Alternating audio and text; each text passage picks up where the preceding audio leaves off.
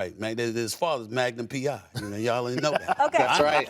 I know that. Now, Stephen A., talk to me. Do you have a list for us? Oh, I got a list. Is that what's you know happening what? right now? Usually I go to the big board and I do an A-list, Donnie, Perk.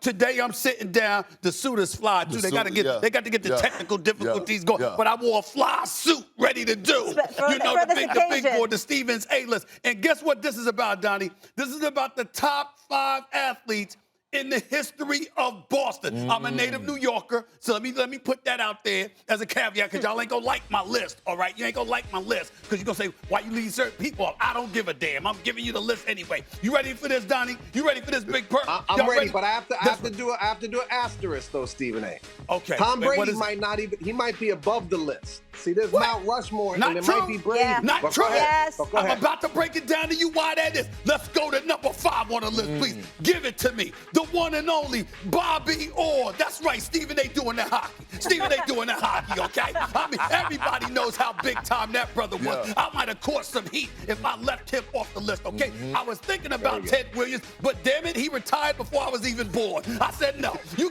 I gotta at least be alive for when you played to have you on my list, okay? So I left the great Ted Williams off. That's number 5, Bobby Orr. Let's go to number 4 on the list, please. Give it to me right now. The most recent Hall of Famer. Donnie, you can't have a problem with this. Big Papi, baby, going into the Hall of Fame. 500-plus home runs, elite DH. That's my brother right there. Anytime I'm going to the Dominican, because I ain't been there yet, damn it. But when I go there, I'm calling Big Papi. That's my man right there. He's too big, and he destroyed my Yankees.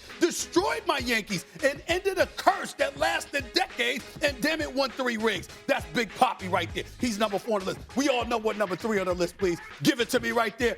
The one and only Larry Bird, the hick from French Lick. That was his nickname. We know what Larry Bird brought to the table. We know how big time he was. He had brothers going like this. That brother can ball. What was his nickname again? The hick from French Lick. That's what they called him. That's what they called him. I don't mind. All I know is that listen, that man is the only dude that made Dr. J upset. Dr. J, you remember he was a model citizen. Everybody loved Dr. J. Julius Erving. The next thing you know, Larry Bird said, I'm going to hit this 3 right here. I'm going to hit this jump on you right here. And the next thing you know, Julius Erving clocked him. I mean, this is what went on, okay? I got him number 3 on the list. Let's go to number 2. That's right. Let's go to number 2 on the list. It's Tom Brady. We know it, 7-time champion, 5-time Super Bowl MVP, 3-time league MVP. We've been talking about him all week long. Okay, been talking about him since Friday because he retired. We understand everything that Tom Brady was. But here's the thing. As great and phenomenal as Tom Brady was, he wasn't number 1 on the list. We know who that is, Donnie. The one and only Bill Russell. Okay, 11 championships, 13 years. He taught Boston what titles were all about, okay, before Tom Brady ever got there. So as much as I love Tom Brady and appreciate him and recognize the champion that he was and will always be, Bill Russell was Bill Russell. And we know the adversity he had to go through. And oh, by the way, he coached and played them to a championship one year as well. Tom Brady technically might have done that, but not officially. That's the list. The only thing, Stephen A., the only thing is you didn't put Yastrzemski or Ted Williams, rather, on the list because you didn't see him play. You didn't really see Bill Russell play. Now, I agree. I saw Yastrzemski. Yeah, we saw Yaz. We're old enough for Yaz. You're right. That's right.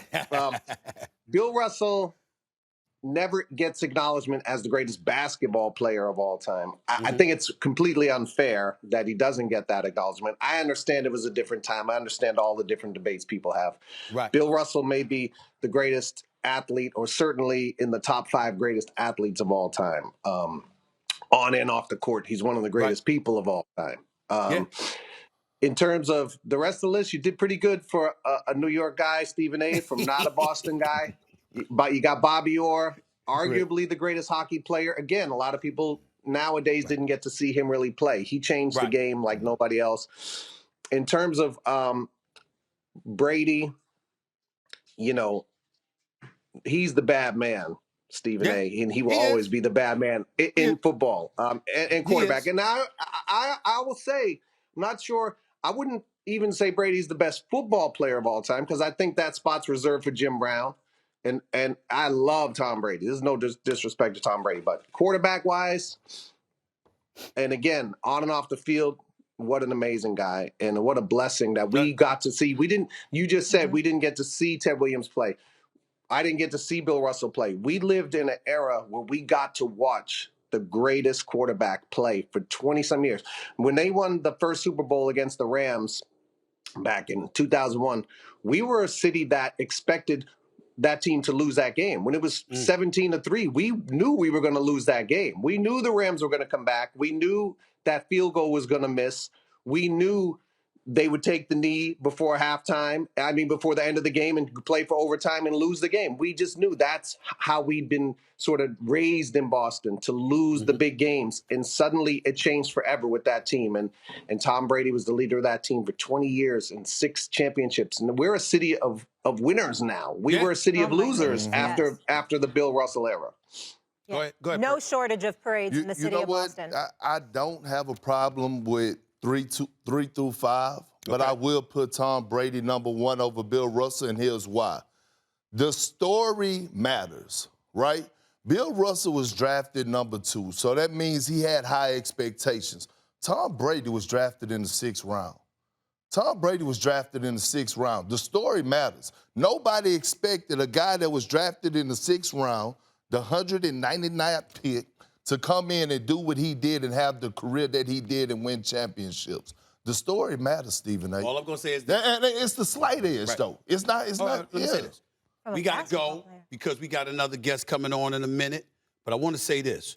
You and I will revisit that conversation before this week is over. We got a lot to revisit. You know why? You know why? I've been watching you on Countdown. You've been doing a great job. But, thank you so much. Well, I came on here because me and you got a lot to that don't mean, you know what I'm saying? I take down big boys all the time, Donnie. I take down big boys all the time. I ain't scared of big boys. Thanks for watching ESPN on YouTube. For live streaming, sports, and premium content, subscribe to ESPN+.